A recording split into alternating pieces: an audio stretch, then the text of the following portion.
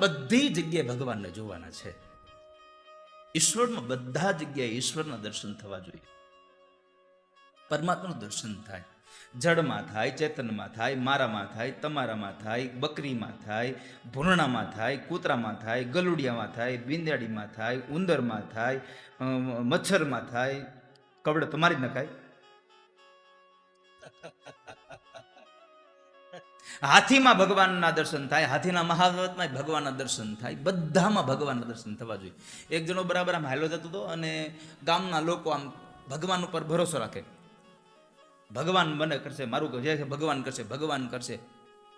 એમાં બરાબર સામેથી એક હાથી ગાંડો થઈને આવે, ઉપર મહાવત બેઠેલો. ગામના લોકો એને કહે છો એ હાથી ગાંડો થયો છે. ભલે ને થયો, મારો ભગવાન છે, ભગવાન છે. અને બરાબર હાથી પાસે આવ્યો ને હાથી હુંડમાં પકડીને એવો ફેંકવો આમ, અને પછી રોયા કર્યો. ઉભો થઈને ભગવાનને કહે છે કે પ્રભુ, હું તમને બધે જોઉં છું ને તોય તમે હાથીના રૂપમાં મને માર્યો. ભગવાન આકાશવાણી કીધું, તું મને બધે જો છો? હા, બધે જોઉં છું. તો હાથીના રૂપમાં તમે નહોતા? હતો ને, તો હું કામ મને માર્યો? એ કે હાથીના રૂપમાં હું હતો, પણ હાથીના રૂપનું કારણ હતું મારે મારવાનો હતો. પણ હું ઉપર બેઠો બેઠો મહાવતમાં તને હું ન દેખાણો? હું તને કહ્યું ન કહેતો ભાઈ દૂર વિયો જા, દૂર વિયો જા? તને મહાવતમાં ભગવાન ન દેખાણો? આપણે બધે ભગવાનને જોવાના છે. ઈશ્વર સર્વત્ર વ્યાપક છે. અને મેં હમણાં કહ્યું ઘટઘટમાં રામ છે. તો આજે ભગવાનની કથા છે, આજે મહાત્મ્યની કથા છે. પોતાનું વિસ્મરણ થઈ જાય અને પરમાત્માનું જ સ્મરણ થાય તો ભગવાન મળે. લાલી મેરે લાલ કી સબ જગ સહી સમાય, लाली देखन में गई मैं भी हो गई लाल. लाली मेरे लालन की सब जग रही समाय. અને એવી લાલી જોવા હું ગઈ કે હું ખુદ લાલ થઈ ગઈ. આનો અર્થ છે કે પોતાને ભૂલી અને ભગવાનનું સ્મરણ થાય તો પોતાની જાત ભૂલાઈ જાય તો પોતે જ ભગવાન થઈ જાય. અહમ બ્રહ્માસ્મિ તત્ત્વમ અસીથી અહમ બ્રહ્માસ્મિની યાત્રા છે. તો આ અબ્રહ્મની યાત્રા, આ દુનિયામાં ભગવાન સર્વત્ર છે, જ્યાં પણ જુઓ ત્યાં હરિવ્યાપક છે. એકવાર ઉદ્ધવજીએ જઈ અને ગોપીઓને કહ્યું, ભગવાન જ્યારે મથુરામાં હતા, ઉદ્ધવે જઈને ભગવાનને અહીંયા ગોપીઓને કહ્યું, અરે પણ તમે અહીંયા શું આ કૃષ્ણ કૃષ્ણ કરો? કૃષ્ણ મારા મથુરા છે. ને ગોપીઓ લાલ થઈ ગયો. અરે તમારો કૃષ્ણ મથુરામાં છે? તમને ખાલી કૃષ્ણ મથુરામાં દેખાય છે? અમારો કૃષ્ણ તો અમને બધી જગ્યાએ દેખાય છે. કૃષ્ણ મથુરા ગયા જ નથી, કૃષ્ણ ગોકુળમાં જ છે. એ ગોપીઓને ભગવાન દેખાતા હતા. સુરદાસજી મહારાજને અંદર પણ ભગવાન દેખાય, બહાર પણ ભગવાન દેખાય છે. તમને અંતરમાં પણ અને બહાર પણ, તમે જ્યાં પણ નજર કરો ત્યાં તમને ભગવાન દેખાતા હોય તો એ તમને ભાગવતની કથાનું ફળ સાફલ્ય મળ્યું છે. તો આજે પરમાત્માને વંદન કરે. પરમાત્માનું સ્વરૂપ છે સત, ચિત અને આનંદ સ્વરૂપ. સત છે એ પ્રગટ રૂપે સર્વત્ર છે, જ્યાં પણ નજર કરો. જ્ઞાન રૂપે, જ્ઞાન દેખાય નહીં પણ છે ખરું અંદર. પરમાત્મા જ્ઞાન રૂપે પ્રગટ છે, એ આનંદ અપ્રગટ છે. જડ વસ્તુઓમાં સત પ્રગટે છે પણ જ્ઞાન અને આનંદ પ્રગટ નથી. એમાં જીવમાં સત, ચિત્ત અને પ્રગટ છે, આનંદ અપ્રગટ છે, અવ્યક્ત છે. તો પરમાત્મા ત્રણ સ્વરૂપ છે, સત, ચિત્ત અને આનંદ રીતે. આનંદ ક્યાંય બીજે છે નહીં, આનંદ આપણી અંદર જ છે, પણ આપણે એને શોધી રહ્યા છીએ બીજે, આપણે એને બીજી જગ્યાએ ગોતી રહ્યા છીએ. દૂધમાં માખણ છે દેખાતું નથી, છે તો ખરું જ. દૂધમાં માખણ છે ખરું પણ દેખાતું નથી. એમ આપણી અંદર જ આ પરમાત્મા છે, બીજી ક્યાંય છે નહીં. આનંદને મેળવવા માટે થઈ અને ભીતરમાં જે અજ્ઞાન છે ને એને દૂર કરવાની જરૂર છે, એટલે આનંદ આપોઆપ નીકળી જશે. ભીતરમાં જે અજ્ઞાન સમાયું છે એને તમે દૂર કરો એટલે ભીતરના અંદર અજ્ઞાન રૂપી જે પેલું ચીથરું છે એને કાઢી નાખો એટલે આનંદ રૂપી મણિ તમને ઓટોમેટિક પ્રકાશિત કરશે. આપણે સાંભળ્યું છે, જોયું નથી કે હાચો નાગ હોય એની અંદર મણિ હોય, અને એ જ્યારે ઘાસ ચરવા નીકળે રાત્રે ત્યારે એ મણિ એના માથા પર મૂકે અથવા તો જમીન પર મૂકી દે, મણીને જમીન ઉપર મૂકી દે અને પછી એનો શિકાર ગોતતો હોય. કારણ તો અંધારામાં ક્યાંથી ગોતીએ કે, તો એમ કહે છે કે ચંદ્રમાનો તેજ એ મણી ઉપર પડે અને મણી પ્રકાશિત આજુબાજુના વિસ્તારને કરે અને એમાંથી પોતાનો શિકાર શોધતો હોય છે. આવું આપણે સાંભળ્યું છે. તો આપણે એ જ કરવાનું છે. આપણા ભીતરમાં રહેલા અજ્ઞાનને એને હટાવી દઈએ તો ભીતરમાં જે જ્ઞાન રૂપી મણી પડી છે એ મને તમને પ્રકાશિત કરશે વાલા. એ પ્રકાશમાં મને તમને લઈ જશે. જેનું જ્ઞાન છે, અજ્ઞાન નીકળી જાય, જ્ઞાન પ્રગટે, તો જ્ઞાન છે એ નિત્ય ટકે, તો એને આનંદ નિત્ય મળે. જેને જ્ઞાન છે એને આનંદ જ હોય. એ તો આપણને અજ્ઞાન છે. કોઈ વસ્તુ આપણા હાથમાં છૂટી જાય તો આપણને દુઃખી થઈએ છીએ. શું કામ? એ આપણું અજ્ઞાન છે. આપણે એ વસ્તુને આપણી માની બેઠા હતા, પણ છૂટી જાય ત્યારે એટલું જ સ્વીકાર્યું હોય તો કે સારું થયું, ભગવાને જ્યાં સુધી ભાગમાં હતું ત્યાં સુધી આપ્યું, બાકી ગયું. તો તમને વસ્તુ છૂટવાનો અનુભવ તમને આનંદમાં પરિવર્તિત થઈ જશે. પણ થાય છે એવું કે જે વસ્તુ આપણા હાથમાં આવી કાયમ માટે આપણા હાથમાં રહેવી જોઈએ ને આપણા જ્યાં પછી આપણા છોકરા પાસે રહેવી જોઈએ, તો આનંદ આપે. એમ નકર આનંદ ના મળે. પણ આનંદ ત્યારે મળે કે તમારી પાસે છે ત્યાં સુધી પણ તમને આનંદ હોય ને તમારાથી છૂટી જાય ત્યારે તમે સ્વીકાર લ્યો કે હા બસ મારા નસીબમાં હતું ત્યાં સુધી મારી પાસે રહ્યું ને છૂટી ગયું, આજે બીજાના ભાગ્યમાં ગયું. એ વસ્તુ તમને આનંદ આપી શકે. એ જ્ઞાન છે. મનુષ્ય વસ્તુને સ્વીકારતો થઈ જાય તો આનંદ મળે. તો પરમાત્મા સિદ્ધ ચતને આનંદ સ્વરૂપ છે. ભગવાન ઉત્પત્તિ, સ્થિતિ અને લય કરનારા છે. વિશ્વોત્પત્યાદિ હેતવે, આખા જગતનું નિર્માણ કરી રહ્યા છે ભગવાન. આખા જગતને ચલાવી રહ્યા છે ભગવાન. આખા જગતનો નાશ કરી રહ્યા છે ભગવાન. અને છેલ્લે આ બધું છે એટલે ભગવાનને કોઈ પગે નથી લાગતું. ભગવાન આનંદ સ્વરૂપ છે એટલે કે રૂપાળા દેખાય છે એટલે કોઈ પગે નથી લાગતું. ભગવાનની કાર્ય કરવાની ક્ષમતા હારી છે એટલે કોઈ પગે નથી લાગતું. ભગવાનને પગે લાગે છે નું એક ત્રીજું મૂળ કારણ છે, તાપત્રય વિનાશાય. ભગવાનનો સ્વભાવ સારો છે. આ જગતના દરેક જીવાત્માને ભગવાન તાપ અને સંતાપથી દૂર કરનારા છે. એટલા માટે આપણે પગે લાગીએ છીએ. શ્રી કૃષ્ણાય વયમ નુમઃ. તો આપણે આનંદ મેળવવાનો છે. અને આનંદ ક્યારે મળે? ત્યાગમાં આનંદ મળે. ત્યાગની અંદર હોવું તો તમને આનંદ મળે, પ્રાપ્ત થાય. તમે કોઈ વસ્તુને છોડતા શીખી જાઓ તો આનંદ મળે. અને આનંદને મેળવવા માટે કઈ જંગલમાં જવું જરૂરી નથી. ગંગાના કિનારે આવીને આશ્રમ બનાવીને રહી જવું જરૂરી નથી. ઘરમાં રહીને આનંદ મળે છે. ઘરમાં રહીને પણ તમે આનંદને મેળવી શકો છો. વ્રજની ગોપીઓએ ઘર ન છોડ્યું, ઘરમાં જ હતી છતાં આનંદ મેળવતી હતી પરમાત્મા રૂપી. કારણ ઘરમાં રહીને પણ ભગવાનને ભૂલતી નહોતી, ઈશ્વરને ભૂલતી નહોતી, પરમાત્માને ભૂલતી નહોતી. તો આપણે ઘરમાં રહીને, સંસારમાં રહીને, અને આમ પણ તમે ઘર છોડીને વ્યા જાઓ પછી ઘર મનમાંથી ન છૂટે તો શું કામનું? આ શરીરથી ઘર છૂટી જાય પણ મનથી ઘર ન છૂટે તો? અહીંયા આવ્યા પછી આપણે ઘરે જ બેઠા હોય. અત્યારે તો કેટલા વાગ્યા? 1 વાગ્યો ને. અત્યારે બરાબર અમારે જમવાનું ટાણું હોય. 1 વાગે જમવાનું ટાણું હોય. આવું યાદ કરતા હોય તો કથામાં આવ્યા કે ના આવ્યા બધું હરખું છે. અહીંયા આવ્યા પછી મેં હંમેશા કહ્યું છે, જીવનમાં આનંદ મેળવવો છે તો જે વસ્તુ, જે કામ કરી રહ્યા છો ને એમાં તમારી 100% હાજરી હોવી જરૂરી છે. તમે જમવા બેસો છો તો જમવા સમયે કોઈ જગ્યાએ એબસન્ટ નહીં, બસ ઓનલી ફોર પ્રેઝન્ટ જમવામાં. તો તમને એ જે પ્રસાદ બન્યો છે એ પ્રસાદનો આનંદ મળે. બાકી તમારું મન બીજે કામ કરતું હોય, ફોનમાં વાત કરતાં કરતાં તમે જમી લ્યો, પેટ ભરાય, સ્વાદ કેવો હતો એની ખબર ન પડે, એની અનુભૂતિ ન થાય. માટે મોબાઈલને સાયલન્ટ કરી મૂકી દેવાનો અને એકદમ ચિત્તથી, એકદમ શાંતિથી ભગવાનનો પ્રસાદ આરોગતા હોય આવી અનુભૂતિથી એ પ્રસાદને માણશો ને તો તમારું પેટ પણ ભરાશે અને તમારા મનને શાંતિની અનુભૂતિ પણ થશે. જે કામ કરો છો ત્યાં તમે સ્વયં હાજર હોવા જરૂરી છે. કથામાં થાય છે એવું કે કથામાં આપણું શરીર બેઠું હોય, અહીંયા કથામાં મનની જરૂર છે. તો મન તો ક્યારની બારાટા મારતું હશે કે હવે આ છોડે તો 4 વાગે જલ્દી ગંગામાં નાવા જાય. અત્યારે બપોર તડકાનું પાણી ઠંડુ નહીં લાગે, અત્યારે નાહી આવી. તમે કેટલા ભાગ્યશાળી. આ વખતે તો ઘાટ જ સીધો અહીંયા છે. જોયો ને તમે? ન જોયો? ન જોયો? અહીંથી ખાલી 200 ફૂટ છે એટલો, અને ઘાટ એવો સારો છે, હાકડું રાખી એ લોકોએ. અને પાછો આપણો આખો પટ છે, ઓલી ડાયવર્ટ કરેલી નથી. આપણે સ્નાન કર્યા હતા ને ગયા વખતે છેલ્લી કથામાં, એવો તટ છે આખો.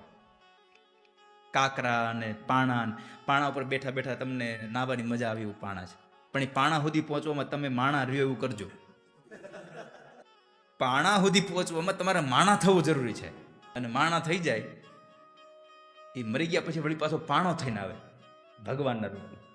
જે માણસ થઈ જાય નથી. આપણે ઘણા બધા પાળિયા પૂજાતા, આપણા હુરાપુરાના ડેરા હોય, આપણે ઘણા બધા સૂર્યનો મૃત્યુ પામ્યા હોય, એ માણસ તરીકેનું જીવન જીવી ગયા એટલે વળી પાછી પાણામાં આવીને માણા દેખાય આપણને. માણા પાણો થઈ જાય, પાણા વળી પાછો માણા થઈ જાય. ઈશ્વર સર્વત્ર નારાયણ હરિવ્યાપક છે. ભગવાનને પૂજીએ છીએ એનું મૂળ કારણ છે ભગવાનનો સ્વભાવ સારો છે, ઈશ્વરનો સ્વભાવ સારો છે, પરમાત્માનો સ્વભાવ સારો છે. મારા તમારા ત્રિવિધ તાપોને હણે છે, એટલા માટે ભગવાન મને તમને ગમે છે. ગોપીઓ સર્વની અંદર ભગવાન નિહાળે. અને આમ પણ આ વાસુદેવ સર્વમ, જ્યાં જુઓ ત્યાં ભગવાન વ્યાપક છે. તો એવા પરમાત્માની આ કથા છે. તાપત્રય વિનાશાય. 3 પ્રકારના તાપ છે: આધ્યાત્મિક, આધિદૈવિક અને આધિભૌતિક. અને આપણે જો એને દૂર કરવા જઈએ તો નાશ કરી શકીએ, અને પરમાત્મા દૂર કરે તો વિનાશ કરે એનો. માણસના જીવનમાં આવતાના દુઃખોને દૂર કરવા માટે માણસ પ્રયત્ન કરે તો એ દુઃખનો નાશ થાય. એટલે કે નાશ થયેલું પાછું ઊભું થાય. પણ જો ભગવાન જો કરે તો એ વિનાશ જ કરે, અને વિનાશ થયેલું પાછું ઊભું ન થાય કોઈ દિવસ. માટે ભગવાનને કહ્યું તાપત્રય વિનાશાય. માત્ર તમે નાશ કરનારા નહીં, તમે તાપત્રય વિનાશ કરનારા છો. તો વંદન કરવાથી ઘણા લાભ છે. પહેલી વાત તો પાપ બળી જાય છે. વંદન કરવાથી ઘણા પ્રશ્ન થાય, ભાઈ પગે લાગવાથી શું ફાયદો થાય? તો પહેલી વાત છે, વંદન કરવાથી પાપ બળે છે. અને વંદન એટલા માત્ર શરીરથી ન હોવું જોઈએ, તમારું વંદન મનથી પણ હોવું જોઈએ. કોઈકને પ્રણામ કરીએ તો મનથી પ્રણામ કરીએ. ખાલી દેખાવ માટે આમ પગે લાગવાનું તો લાગવું જ નહીં. અને મેં તો કહ્યું છે, પગે લાગવું છે તો ખાલી આમ ગોઠણ સુધી વાંકું વળીને નહીં, પંચાંગ પ્રણામ કરવા. ગોઠણ નમાવી, ગોઠણથી તમારે ગોઠણિયા વાળી 2 હાથથી આમ હાથ જોડી અને મસ્તક નીચે નમાવી પંચાંગ પ્રણામ કરવા ભગવાનના મંદિરમાં જઈને. થઈ શકે તો દંડવત પ્રણામ કરવા, નમસ્કાર કરવા, સાષ્ટાંગ પ્રણામ કરવા ભગવાનને. વંદન એટલે માત્ર શરીરથી નહીં, મનથી પણ ભગવાનને વંદન કરવા. અને એટલા માટે વંદન કરીએ ત્યારે શ્રી કૃષ્ણને હૃદયમાં પધરાવીએ અને તેમને પ્રેમથી નમન કરવા બદલ પ્રભુ આપણને વંદન કરવાથી આપણને બંધનમાંથી મુક્ત કરી દે છે. તો સતચિતાનંદ સ્વરૂપ પરમાત્માને વંદન કરીએ, અને એ પરમાત્મા જ્યારે વંદન થાય, અને આપણને ભગવાને આટલી મોટી જિંદગી આપી છે, સારું જીવન જીવી જઈએ. વારંવાર માણસ વંદન કરે ને એટલે માણસના હૃદયની અંદર ઉભરાયેલું અભિમાન છે એ નાશ પામે. તમે જેટલા નિર્મળ બનો, જેટલા સૌમ્ય બનો ને, એટલે તમારી અંદર અભિમાન જતું જાય, અભિમાન નીકળી જાય. તમને કોઈક પગે લાગે અને તમે કોઈકને પગે લાગો, તમે તમારી જાતને પૂછજો ત્યારે તેમાં નમ્રતા હેમાં છે. તમને કોઈ પગે લાગે ને એટલે તમને જરાક પણ આમ સેજ પણ હોયની અણીના ભાર કરતા જેટલું પણ તમને જરાક આમ ઉદ્ભવ તો થાય, જો મન પગે લાગ્યો. અને તમે જ્યારે પગે લાગો ત્યારે તમે મહાન છો, તમે દિન બની જાઓ છો, ગરીબ બની જાઓ છો. તો વંદન કરવાથી માણસનું અભિમાન મરે છે, અને જેનું અભિમાન મરે એ જીવને ભગવાન તારી દે છે. જેનું અભિમાન મરે એને ભગવાન તારે છે. ભગવાનને વંદન કરવાથી બ્રહ્મ સાથેનો સંબંધ બંધાઈ જાય છે. મહાપુરુષો કહે છે કે પ્રણામ કરનાર માણસનો પુનર્જન્મ થતો જ નથી. ભગવાનને વંદન કરે, પ્રણામ કરે, નમસ્કાર કરે, એનો ફરી પાછો ક્યારેય પુનર્જન્મ થતો જ નથી. કારણ કે વંદન, પ્રણામ અને નમસ્કારમાં 3 ભાવ તમારા જીવનમાં હોવા જોઈએ. વંદન કરવામાં પરમાત્માને પ્રોમિસ કરવાનું છે, પ્રભુ હું તમને વંદન કરું છું, પણ વ ઉપરથી એક શબ્દ છે એ મારા જીવનમાં લાખીશ, હું વફાદાર રહીશ, ક્યારેય બેવફા નહીં બનું કોઈ માટે. હું જિંદગીમાં વફાદાર રહીશ, જેને પણ રહું છું એને વફાદાર રહીશ. બીજું, પરમાત્મા હું પ્રણામ કરું છું, તો પ્રણામની સાથે પ્રભુને કહેવાનું, પ્રભુ મારા જીવનમાં હું પ્રામાણિક રહીશ. અને ત્રીજું છે નમસ્કાર. પ્રભુ નમસ્કાર કરું છું, તો નમસ્કારની ન ઉપરથી મારા જીવનમાં એક સંકલ્પ કરું છું, હું જિંદગીમાં નમક હરામ નહીં બનું કોઈ દિવસ. આ 3 સંકલ્પ તમારા જીવનમાં હોય તો તમારો પુનર્જન્મ ન થાય વાલા ક્યારેય. આ 3 વસ્તુ જીવનમાં હોવી જોઈએ, વંદન, પ્રણામ અને નમસ્કાર. એની સાથેના વફાદાર, પ્રામાણિકતા અને નમક હરામ નહીં થાવ, આ 3 વસ્તુ જીવનમાં હોય તો તમારો પુનર્જન્મ ન થાય જિંદગીમાં. એવી આ વાત કથા મને તમને જ્યારે અહીંયા લઈને આવ્યા છે.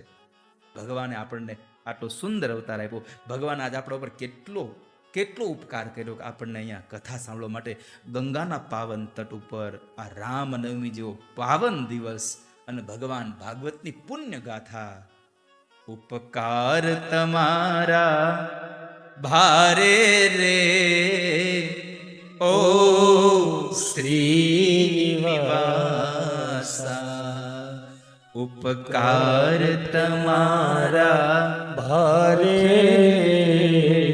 જે માગ્યું તે મને આપ્યું. હે ભગવાન, મેં જે માગ્યું તે મને આપ્યું. તમારી પાસે છે?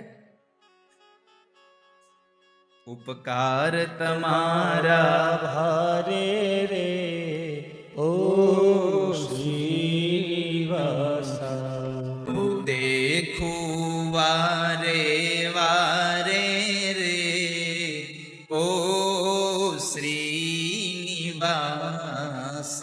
માગ્યું તે આપ્યું, દુઃખ પડતા પહેલા કાપ્યું. ઉપકાર તમારા ભારે રે ઓ શ્રીનિવાસા.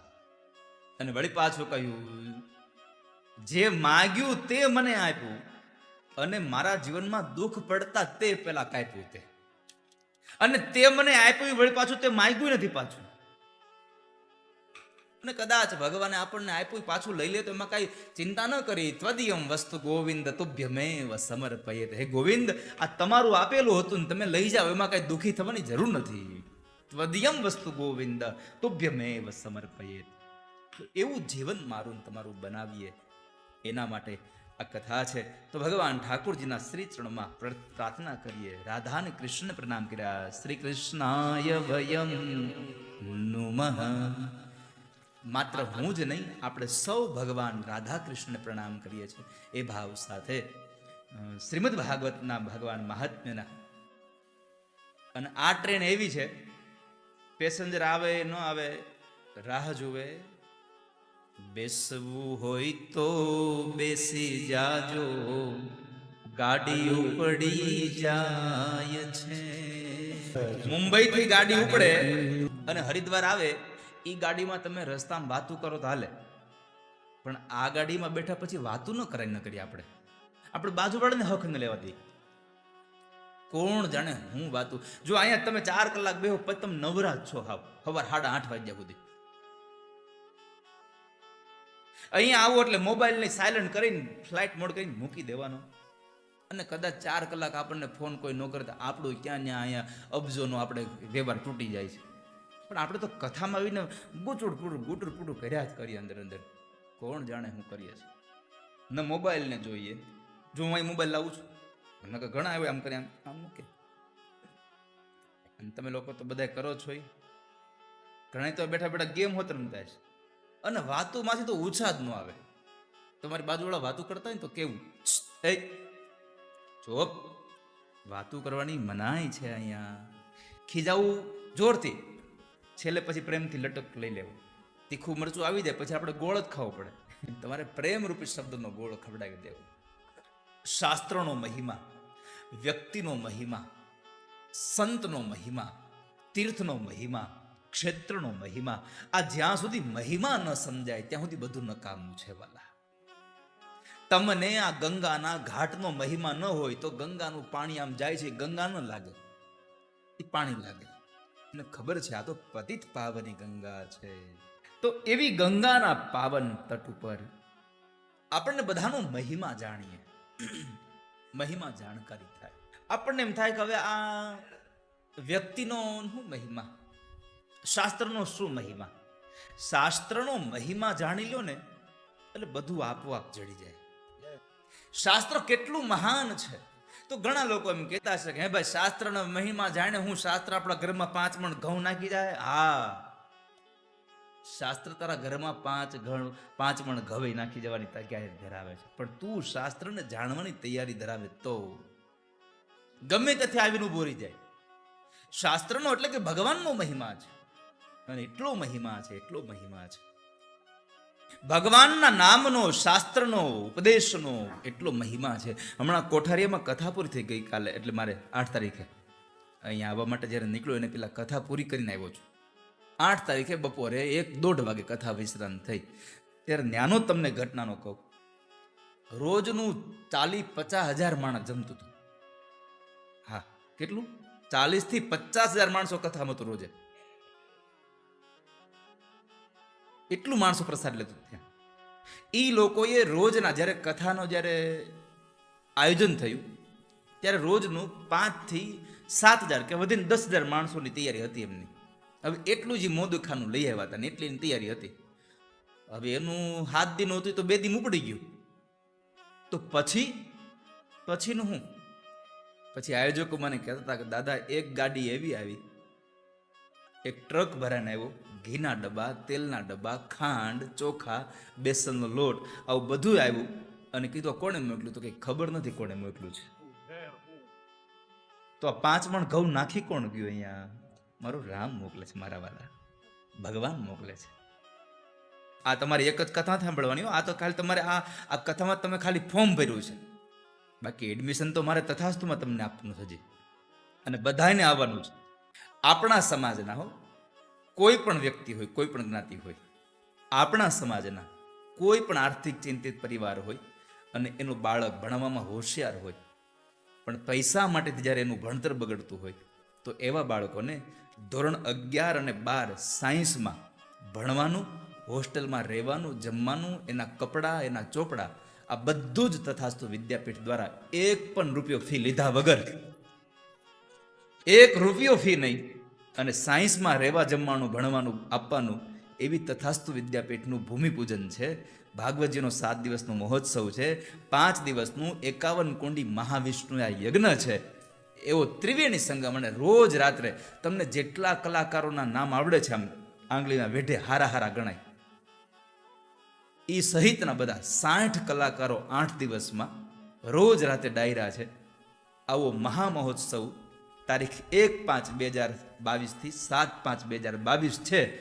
એ ઉત્સવમાં તમારે બધાને વળી પાછું હાથની કથા સાંભળવા આવવાનું છે. એટલા માટે આ ફોર્મ ભરી રહ્યા છો તમે બધા. એક દારા શિકોહે કરીને એક ઉપનિષદનો વાંચનાર થયો. એમણે પોતાના પુસ્તકોમાં લખ્યું છે. દારા શિકો એટલે કે ઔરંગઝેબનો એક નાનો ભાઈ. આમ ઔરંગઝેબને તમે બધા નામ સાંભળ્યું છે. એ ઔરંગઝેબનો એક નાનો ભાઈ છે. અને એ દારા શિકોહ જે છે આખો દી મસ્તીમાં જ રહેતો હોય. એટલે ઔરંગઝેબની દીકરીએ જેબુન્નિસાએ એને પ્રશ્ન કર્યો, કાકા તમે આટલા બધા મસ્તીમાં રહ્યો છો, એનું કારણ શું છે? તમે સદૈવને માટે જ્યારે પણ જોઈએ ત્યારે તમે હસતા હોવ છો, એનું કારણ શું છે? તમારી આ મસ્તીનું મૂળ કારણ મને બતાવો. અને ત્યારે દારા શિકોએ કહ્યું કે મારી મસ્તીનું મૂળ કારણ છે ઉપનિષદોનું વાંચન. મેં ઉપનિષદોને વાંચ્યા છે. અરે ઔરંગઝેબના ભાઈએ ઉપનિષદ વાંચ્યું છે. અને બધી જ ભાષામાં, ફ્રાન્સ ભાષામાં, મરાઠી ભાષામાં, બધી ભાષાઓમાં આપણું ઉપનિષદો લખાયા છો. ઉપનિષદો બધી ભાષામાં છે. તો જેબુન્નિસાએ પ્રશ્ન કર્યો કે આ ઉપનિષદ છે શું? અને ત્યારે દારા શિકોહે ઉપનિષદનો મહિમા એની સામે મૂક્યો. કોની સામે? જેબુન્નિસા સામે. ઉપનિષદના અમૃતનું પાન એને કર્યું, અને અમૃતના પાન થકી એને ઉપનિષદનો એવો રંગ લાગી ગયો. એક વખતના સમય ઘટના ઘટી છે. ઔરંગઝેબ તો બહુ મોટો સમ્રાટ હતો, એટલે એને દેશ વિદેશના લોકો આવીને એને બહુ બધી ભેટ સોગાદો આપતા હતા. એમાં ચીનમાંથી એક વેપારી ઔરંગઝેબ માટે બહુ સુંદર મજાનો, બહુ અતિશય એવો કિંમતી એક કાચ લઈ આવી, અરીસો લઈ આવી અને ઔરંગઝેબને આપે છે. એટલે ઔરંગઝેબે કહ્યું કે આ મને નહીં, અમારી દીકરી જેબુનિસાને આપી દો, એના રૂમમાં આપી દો. એટલે જેબુનિસાને એને મોકલ્યો, એટલે એને રાખી લીધો. એક દિવસ શિયાળામાં જેબુનિસા બરાબર તડકે બેઠા છે અને એને ઈચ્છા થઈ કે મારો આ તડકામાં મારા વાળને બધું મારે સરખું કરવું, મારે કાચ જોઈએ છે. પોતાનું મન જોવાનો ઈચ્છા થઈ કે લાવ હું મારા ચહેરાને જોઈ લઉં. અને અરીસો વસ્તુ એવી છે, હાથમાં આવે ને એટલે મોઢું જોયા વગર હાલે જ નહીં. અરીસો તમારા હાથમાં આવે એટલે એની પ્રકૃતિ જે છે, ગમે તેમ કરો તો તમારે આમ થઈ જ જાય.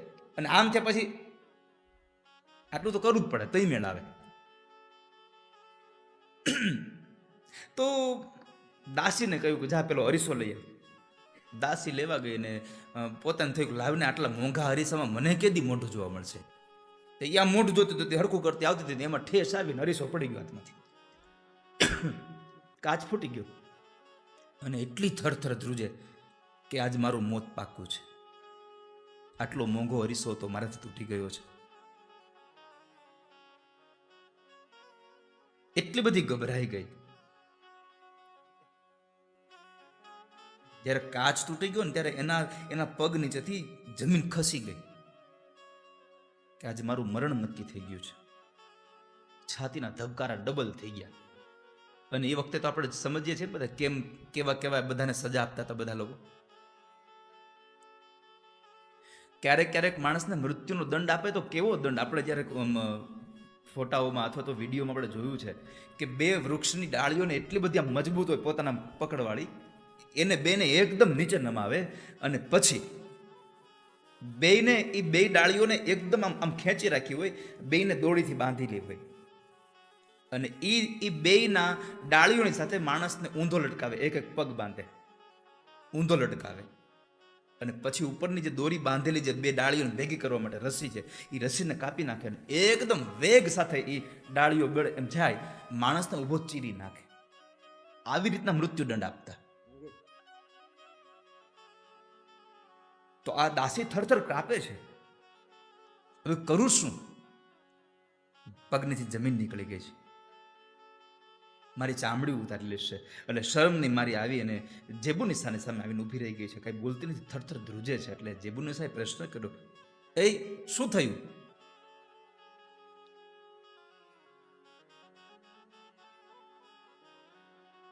કહે છે, તમે મને દાસી તરીકે મોકલી, મને અરીસો લેવા, હું અરીસો લેવા ગઈ, પણ એટલા શબ્દોમાં બોલી છે કે અજ કજ આઈના ચીની શિકસ્ત. ચીનનો જે આવેલો જે આઈનો હતો, જે અરીસો હતો, એ મારા હાથમાંથી પડી ગયો છે, તૂટી ગયો છે. મારા હાથમાંથી પડી ગયો, તૂટી ગયો છે. દાસી દંડની પ્રતીક્ષા જ મારી દો કે મને દંડ હમણાં મળી જશે. પણ જેબુનિસા ઉપર ઉપનિષદના જે ચુંદડીનો રંગ લાગી ગયો હતો. એને શું કહ્યું ખબર છે? જેબુનિસાએ હસીને કહ્યું, અજ કજ આઈના એ ચીની શિકસ્ત, ખૂબ શુદ્ધ સામાને ખુદ બીની શિકસ્ત.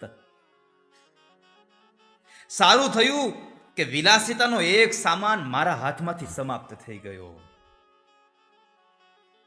સારું થયું કે એક વિલાસિતાનો, ભૌતિકતાનો એક સામગ્રી મારા હાથમાંથી છૂટી ગઈ. સારું થયું. આ મહિમા છે ઉપનિષદોના વાંચનનો. નહીં તો રાજાની દીકરી હોય એ હું બોલે આપણે વિચારી શકીએ છીએ. માણસને અડધું જ કરી નાખે, ગાળો દઈ દે, મારી લે. પણ એને કહ્યું, હસીને કહ્યું, સારું થયું તારાથી આ અરીસો ફૂટી ગયો, મારે એક ભૌતિકતાનું સાધન એક તો છૂટ્યું, હજી હવે બીજું કંઈક છૂટશે. આ ઉપનિષદોનો રંગ છે, આ ઉપનિષદોનો શાસ્ત્ર છે, આ મહિમા છે. આ મહિમા ન જાણીએ ત્યાં સુધી આનંદ ન આવે. સંતોનો, વ્યક્તિનો મહિમા ન જાણીએ કે આ વ્યક્તિ કેટલો મહાન છે,